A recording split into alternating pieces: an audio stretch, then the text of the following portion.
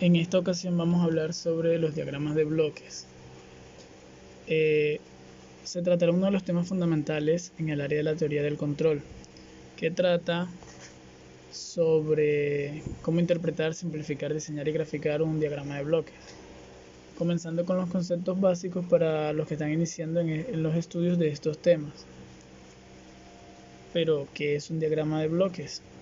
En primer lugar, un diagrama de bloques de la teoría del control es una representación gráfica del funcionamiento de cada uno de los componentes que conforman un sistema dentro de un proceso, dándonos noción de las direcciones y flujos que las diversas señales dentro del propio sistema pueden tomar para alcanzar un comportamiento predeterminado por el ingeniero en este caso o operario. Además, un diagrama de bloques aplicado a la automatización de la teoría del control, todas las variables del sistema están conectadas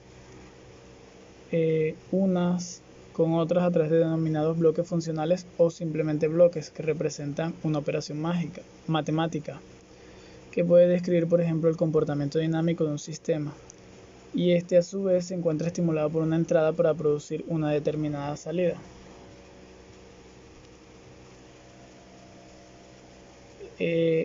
Por ejemplo, este es un diagrama de bloques clásicos de un sistema de control realimentado, el cual puede servir como un ejemplo para poder entender fácilmente cómo abordar este tipo de representaciones en los sistemas de control.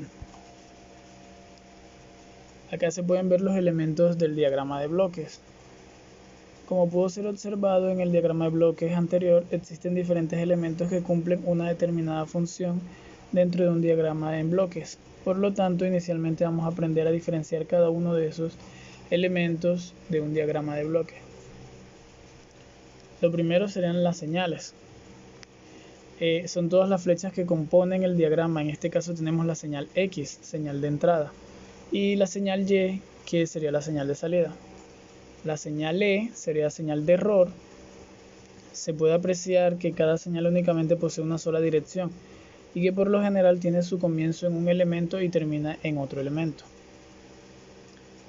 Posteriormente vemos los bloques, que representan una función de transferencia de algún componente dentro de la estructura de control, como por ejemplo una válvula, un motor, un sensor, el proceso, un controlador, etc. En este caso tenemos dos bloques, el bloque G y bloque H.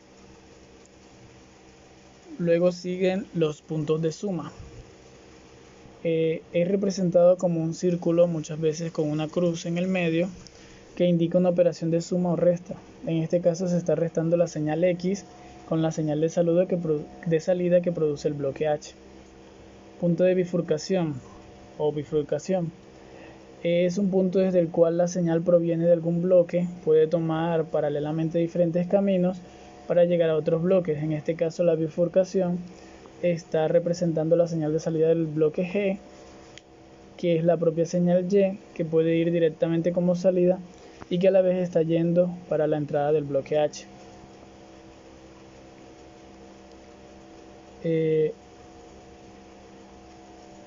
Para esto hay que aprender, para poder relacionar todo el diagrama de bloques será fundamental aprender, o por lo menos saber interpretar cada una de las operaciones posibles que pueden ser llevadas a cabo con estos diagramas.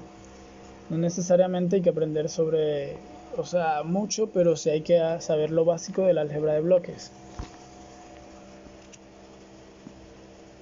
Acá nos muestra la tabla del álgebra de bloques, como nos muestra la primera, nos va los posibles casos que podemos encontrarnos y cómo resolverlo. Nos muestra que A menos B, tenemos por ejemplo en la primera el original bloque de diagramas y su equivalente al lado.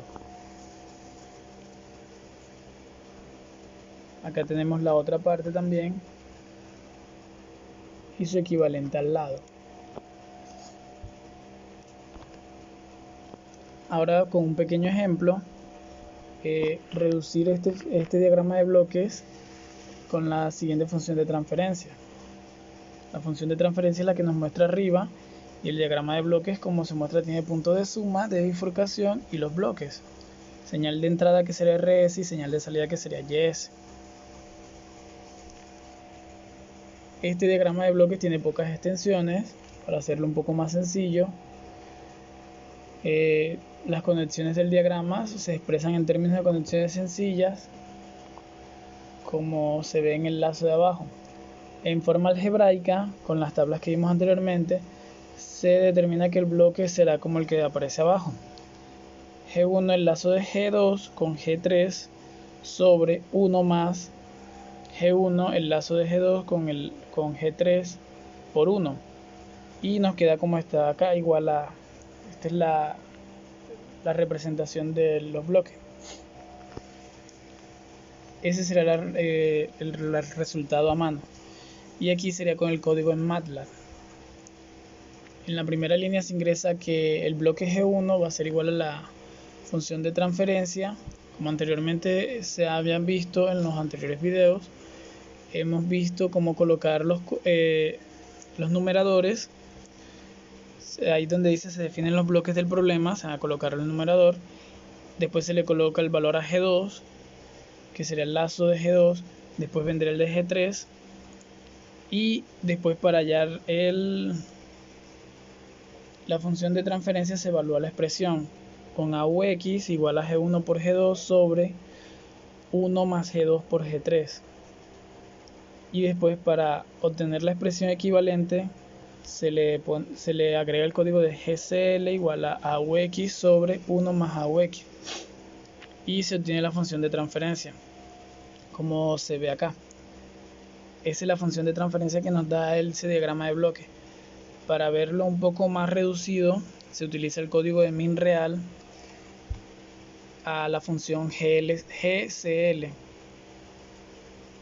Y nos queda como se ve abajo, más organizado y más reducido. S más 1 sobre S a la 2 más 2S más 2. Como todo, se autoriza el material presentado para fines académicos. Gracias.